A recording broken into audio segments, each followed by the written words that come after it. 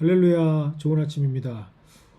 오늘 우리는 본문과 함께 잃어버린 믿음을 고백하기 원하시는, 회복시키시는 하나님에 대해서 함께 나누기를 원합니다. 사실 오늘 본문은 너무나도 잘 알고 있는 본문이죠. 누구나도 한 번쯤은 다 들어봤을 본문, 유명한 성경의 내용입니다. 그런데 유명한 성경의 말씀, 다 알고 있는 익숙한 본문일수록 우리는 잘 모를 경우가 많습니다. 이 말씀 뻔하지 뭐, 그냥 넘어갈 때가 많죠. 예전에 논문을 쓰면서 참고했던 기사의 경우 선포될 말씀을 미리 함께 성도들과 묵상하고 나누기를 원한다라는 취지로 성도들에게 본문을 나누어 드릴 때, 먼저 알려드릴 때 그 본문이 잘 알고 있는 성경의 스토리나 익숙한 본문일 경우 뭐 별로 들을 내용이 없겠다라고 생각을 하셔서 말씀에 대한 기대와 소망이 성도들의 입장에서는 좀 반감된다라는 결과의 설문조사를 본 적이 있습니다. 그래서 오늘 이 말씀이 더 우리는 깊이 묵상해야 할 말씀이라 생각을 합니다.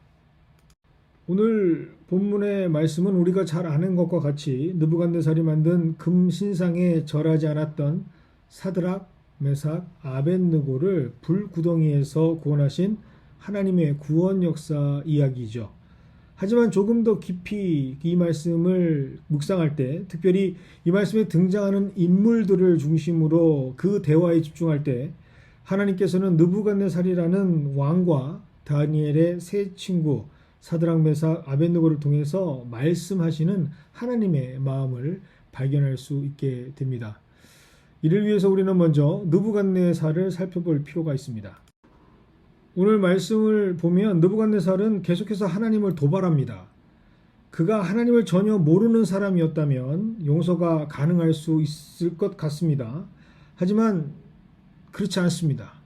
사실 예수님도 자신을 십자가에 못 박는 이스라엘 백성들을 보면서 불쌍히 여기시면서 저들은 저들이 하는 일을 알지 못합니다 라고 했을 때 용서를 하셨듯이, 만약 그가 무지에 의해서 이런 일들을 한다면 용서가 가능할 것 같은데, 그는 하나님을 모르는 사람이 아니었습니다.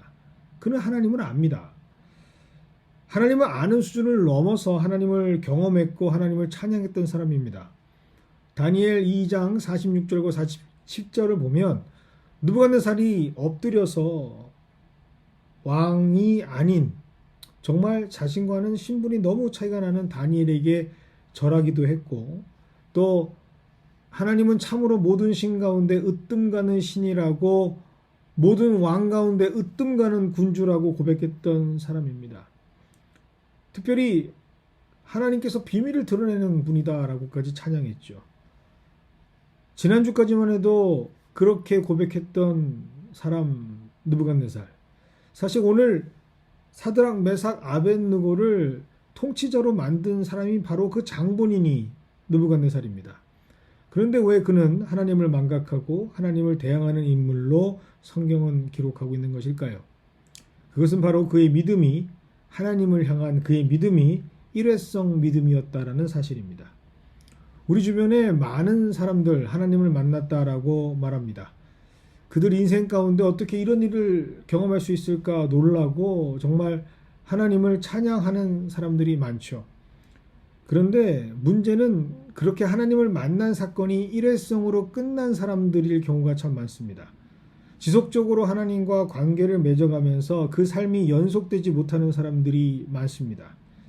그런 그들은 안타깝게도 하나님의 은혜를 망각하는 경우가 생기고, 하나님을 만났다 할지라도, 하나님의 놀라운 능력을 경험했다 할지라도 그들의 삶 가운데는 하나님과 관계가 끊어져 버린, 오히려 하나님을 향해 믿었던 고백과 그런 단단했던 믿음이 사라져 버리고 이제는 과연 그들이 믿는 사람들인가 할 정도로 생활하는 사람들이 참 많습니다.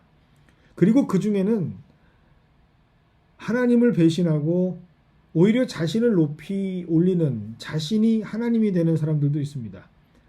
자신이 생각하는 지혜의 신, 능력의 신, 돈의 신, 관계의 신, 성공의 신, 그 인생의 하나님보다 더 큰 신을 만들고 그 신들에게 자신을 의지하고 그의 이름, 하나님의 이름을 폄하하고 깎아내리는 오늘 느부갓네살처럼 너희 신이 너희를 내 손에서 구원할 수 있겠느냐라고 비아냥거리는 사람들도 있습니다.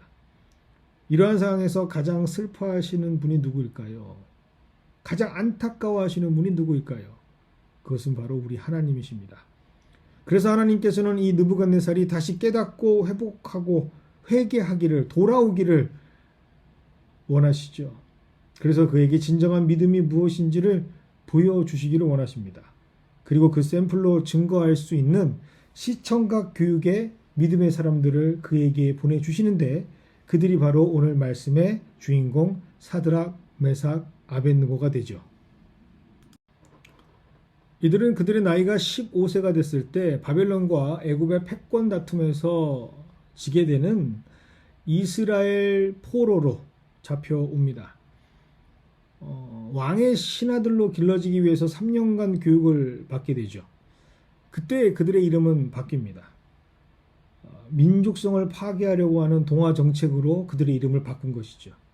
하지만 그들은 절대로 그들의 이름을 잊지 않습니다. 그들의 원래 이름은 하나냐, 미사엘, 이 아사랴라고 하는 이름을 가지고 있었습니다. 주 여호와는 은혜로우시다. 하나님과 같으신 분이 누구인가? 여호와는 우리를 돕는 자이다 라는 뜻을 가진 그들의 이름. 그들은 그들의 일상생활 속에서 비록 그들이 포로로 잡혀왔고 지금은 왕을 위해 섬겨야 될 그 누군가의 종으로 길러지고 있지만 그들은 자신의 이름에 새겨진 하나님을 잊지 않습니다. 그리고 그 하나님을 의지하면서 믿음을 삶 속에서 실천하는 삶을 살아갑니다. 그 힘으로 그들에게 주어졌던 3년 동안의 교육기간에 다니엘과 더불어 우상에게 바쳐진 음식으로 그들의 몸을 더럽히지 않죠. 그리고 그들의 이름에 새겨진 주 하나님은 은혜롭고 돕는 자이시고 그와 같은 분이 어디 있겠느냐라는 것을 삶으로 실천하는 진정한 믿음의 사람들로 세워집니다. 그렇게 30살이 되었을 때, 어느덧 중반이 되었을 때 하나님과 함께 동행하는 삶으로 다져진 믿음의 사람들은 이제 이들이 하나님의 놀라운 능력을 발휘하는 하나님의 사람들로 쓰임을 받습니다. 그것이 바로 오늘 성경의 스토리죠. 죽음의 불화덕에 던져질 때 그렇게 삶을 에워싸고 그렇게 힘든 과정임에도 불구하고 그들은 하나님을 저버리지 않는 성숙된 믿음의 사람들로 진정한 믿음이 무엇인지를 선포합니다. 그들은 14절과 15절의 말씀을 통해서 하나님을 저버리지 않습니다. 그들은 신상에 절하지 않습니다. 그들을 구원하실 하나님을 찬양하죠. 만일 그렇게 하지 않는다 할지라도 우리는 절대로 그 신에게 절을 하지 않겠다. 하나님께서는 보란듯이 이 믿음의 사람들을 통해서 느부갓네살의 교만을 꺾으십니다. 그의 교만이 얼마나 헛된 것인지, 하나님 앞에서 보잘것 없는 것인지 하나님의 사람들, 믿음의 사람들을 통해서 보여주시고 있는 것이죠. 그리고 그들의 믿음, 놀라운 그들의 고백을 통해서 느부갓네살의 믿음이 다시 회복되기를 원하시고 계십니다. 이것이 바로 25절의 말씀입니다. 보아라, 내가 보기에는 네 사람이다. 더욱이 넷째 사람의 모습은 신의 아들과 같다. 느부갓네살은 불구덩이에서 믿음의 사람들과 함께 하시는 하나님의 아들을 봅니다. 그리고 그의 입술이 엄숙히 선포를 하죠. 넷째 사람의 모습은 신의 아들과 같다. 왜 하나님께서는 느부갓네살에게 이런 고백을 하게 하실까요? 왜 그의 눈에 예수님을 볼 수 있는 은혜를 허락해 주셨을까요? 그것은 바로 하나님께서 느부갓네살을 사랑하시기 때문입니다. 그를 회복시키시고 그를 원하시는 하나님의 마음이 담겨져 있는 것이죠. 이것이 바로 예수님께서 이 땅에 오신 이유입니다.